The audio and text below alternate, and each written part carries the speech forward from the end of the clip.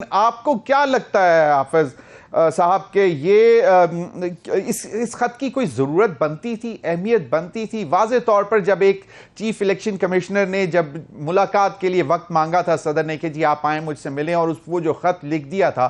تو اس کے بعد پھر صرف ایک کاروائی ٹائپ چیز لگ رہی ہے مجھے، کیونکہ مطلب آپ مان بھی رہے ہیں کہ جی پروونشل گورنمنٹس بھی کہہ رہی ہیں، وزارت قانون بھی کہہ رہی ہے، نگراں حکومتیں بھی کہہ رہی ہیں، سب کہہ رہے ہیں کہ جی الیکشن کمیشن کا رائٹ ہے، اور سب سے امپورٹنٹلی آپ کو معلوم ہے الیکشنز ایکٹ 2017 میں امینڈمنٹ کے بعد تو یہ تو واضح طور پر تھا کہ وہ الیکشن کمیشن کا ہی رائٹ ہے۔ کیا کہتے ہیں حافظ احسان احمد صاحب؟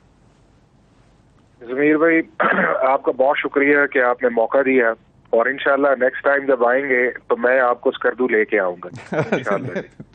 اچھا، گرمیوں میں میں اس چیز میں بتاؤں جی انشاءاللہ جی، اب میں آپ کو چیز ایک بتاؤں کہ انفارچونیٹلی پچھلے 1.25 سال سے پاکستان کے اندر جو ہے کانسٹیٹیوشن کے اندر جو لکھا گیا ہے اس کو اپنی مرضی کے مطابق انٹرپریٹ کرنے کی کوشش کی گئی ہے، اور جس کا ریزلٹس یہ نکلا یہ ہے کہ ہم نے اس ساری سچویشن کو کنفیوژن کی طرف لے گئے ہیں، انسرٹینٹی کی طرف لے گئے ہیں، اور پھر ہم نے یہ جو کام کر رہے ہیں اس کے اندر یہ ہے کہ جو اس کانسٹیٹیوشنل آفیسز کی رسپیکٹ ہے وہ بھی اب ڈس رسپیکٹ کے اندر جانا شروع ہو گئی ہے۔ اور یہ اسٹارٹ چیز ہوتی ہے آپ کے پاس جب پچھلے سال مارچ کے اندر ایک ووٹ آف نو کانفیڈنس 2022 کے اندر آیا۔ کانسٹیٹیوشن کے اندر لکھا ہوا ہے کہ اگر آرٹیکل 95 کا کوئی بھی پروسیس کسی سٹنگ پرائم منسٹر کے خلاف سٹارٹ ہو تو وہ جتنی دیر تک وہ پروسیس رہتا ہے کوئی اسمبلی کو ڈیزالو نہیں کر سکتا۔ آپ نے یہ دیکھا کہ وہ سارا پروسیس جو تھا وہ آرٹیکل 95 کے اوپر فرسٹریٹ کر کے آرٹیکل 5 کا سہارا لیا گیا، اس کے بعد اسمبلی کو ڈیزالو کیا گیا، اور انہی صدر صاحب نے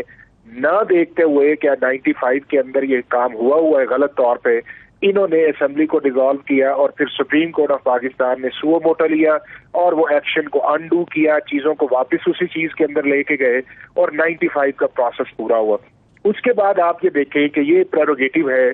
ہر پرائم منسٹر کا اور فیڈرل گورنمنٹ کا جو اپنے گورنرز لگائے پروونسز کے اندر۔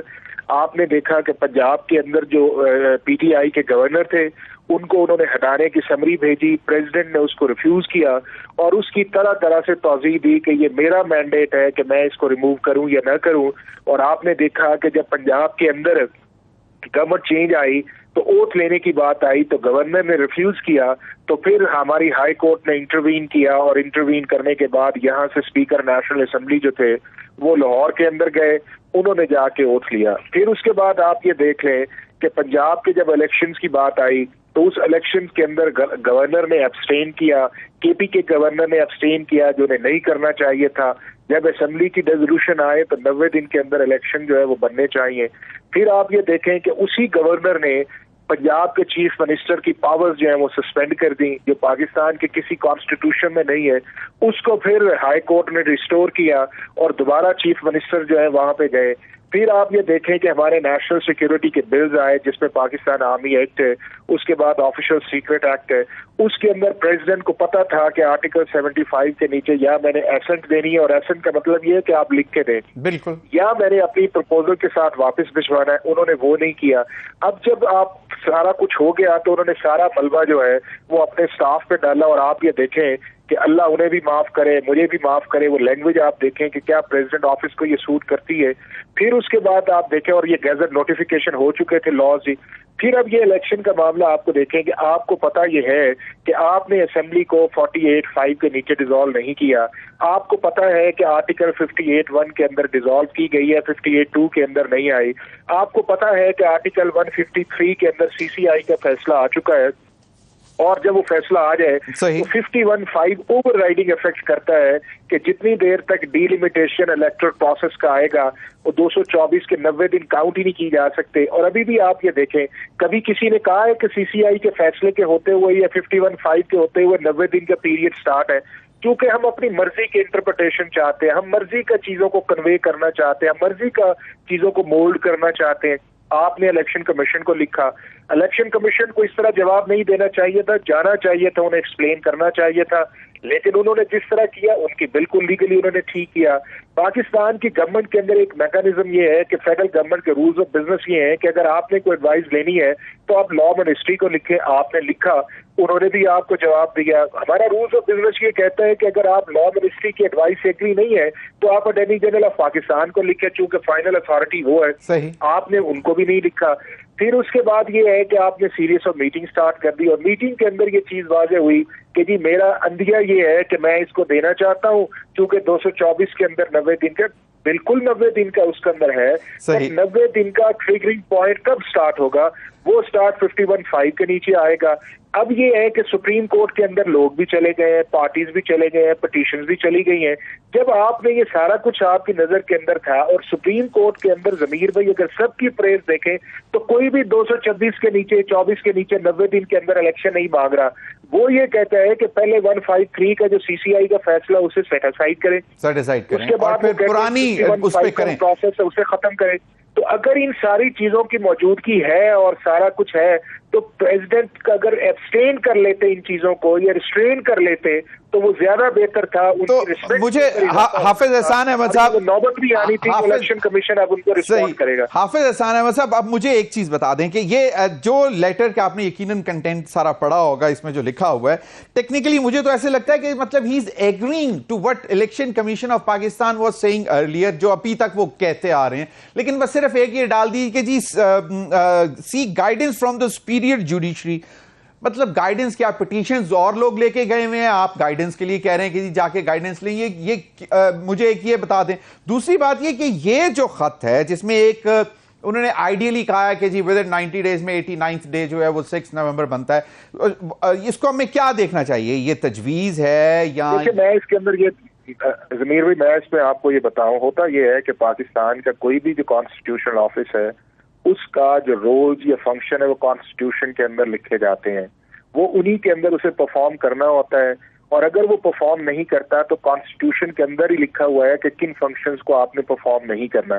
جب یہ دونوں چیزیں کانسٹیٹیوشن کے اندر ہو اور آپ بھی انسرٹینٹی کا ہو تو پھر آپ کو کیا ضرورت ہے کہ اس طرح کا لیٹر ڈال کے الیکشن کمیشن کو بھی امبیرس کریں گے, الیکشن کمیشن آپ کو بھی امبیرس کرے گا. الیکشن کمیشن کو نہیں پتا کہ میں نے اس کے اندر کیا کرنا ہے, کیا سپریم کورٹ آف پاکستان کو نہیں پتا کہ اس کے اندر ہونا چاہیے. اب میں آپ کو بتاؤں کہ اس کی سولوشن کی طرف ہم جاتے ہیں. یہ تو جو انہوں نے کیا یہ بالکل کانسٹیٹیوشن اور ہمارے لا کی کانٹریری انہوں نے کیا ہے, اور یہ جو ایک کانسٹیٹیوشن کا پروسیس تھا اس کو سب ورژن کر کے اندر انہوں نے ایک ڈیٹ دی ہے جو امپلیمنٹ ہی نہیں ہوگی اور اس کو الیکشن کمیشن کرے گا. اب اس کے اندر دو چیزیں بڑی امپورٹنٹ ہے. ایک امپورٹنٹ یہ ہے کہ الیکشن کمیشن آف پاکستان کو اپنے آپ کو پرویکٹیو کرنا پڑے گا, اور انہیں یہ چاہیے تھا کہ جب 51(5) کا پروسیس تھا, ایکسٹرا آرڈینری سچویشن تھی, تو وہ یہ کہتے کہ جی پراسپیکٹیو ڈیٹ فیبرری مارچ کی بنتی ہے اور ہم اس کے اندر الیکشن کروائیں گے. کھلے عام انہیں آنا چاہیے تھا تاکہ کنفیوژن نہ آئے. دوسرا یہ ہے کہ ہماری سپریم کورٹ آف پاکستان کو یہ چاہیے تھا کہ جب یہ معاملہ آیا ہے فوری طور پہ اوپر فل کورٹ بناتی اور فل کورٹ کے اندر بیٹھ کے 2 دن کی ہیئرنگ کر کے فیصلہ یہ کرنے والا بات ہے. یہ کوئی لمبی چوڑی انٹرپریٹیشن ہے؟ بالکل صحیح فرمایا حافظ صاحب. اب اس میں ایک بڑی مطلب دلچسپ بات یہ ہے کہ کیونکہ آپ لائر ہیں, آپ ورڈز کو بہت اچھی طرح سمجھتے ہیں. اس میں جو لاسٹ لائن ہے اس میں لکھا ہوا ہے may seek guidance from the superior judiciary for announcement of a single date for general election to the national and provincial assembly. ایک تو یہ مجھے یہ نہیں سمجھ آ رہی کہ سنگل ڈیٹ پہ ایمفسس کیوں دے رہے ہیں, کہیں پہ یہ ابھی تک ڈسکس ہی نہیں ہوا کیونکہ تمام اسمبلیز ڈیزالو ہو چکی ہوئی ہیں, اور اب ہم افورڈ ہی نہیں کر سکتے کہ اتنا پیسہ بھی نہیں ہے کہ جناب آپ علیحدہ دنوں میں انتخابات کراتے پھریں. اب اس پہ بھی انہوں نے یہ 2 جگہ پہ لکھا ہے, لیکن میں شیل نہیں لکھا ہوا, شیل نہیں لکھا ہوا. میں آپ کو بتاؤں کہ یہ پریزیڈنٹ کا لیٹر جو ہے, جو میں نے کانسٹیٹیوشن کا آرٹیکل پڑھے, اس کے بعد جو سیکشن 7, 18, 19, 20 جو ہے وہ الیکشن ایکٹ کا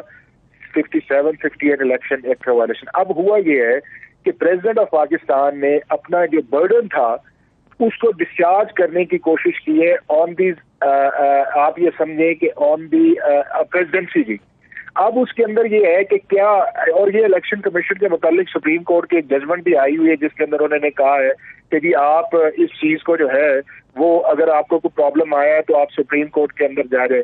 جب آپ ان ساری, اب آپ اس پورے لیٹر کے کنٹینٹس کو دیکھیں تو پریزیڈنٹ آف پاکستان کسی آرٹیکل پہ اشور نہیں کرتے, یہ شور نہیں ہے انہیں کہ اس کے تحت مجھے یہ اختیار ہے اور میں یہ ڈائریکشن دے سکتا ہوں, اور اس اختیار کے اندر اگر کوئی پروسیس کانسٹیٹیوشن کے اندر چل رہا ہے تو اس کو میں سٹاپ بھی کر سکتا ہوں. حافظ احسان احمد کے اندر ضمیر بھائی کسی ملک मुल्क के अंदर जो है वो दो शेड्यूल इकट्ठे चल ही नहीं सकते कि एक तरफ बिल्कुल सही। हाफिज एहसान अहमद साहब भी हो और आप कहें कि जी बिल्कुल सही। हाफिज एहसान अहमद साहब एक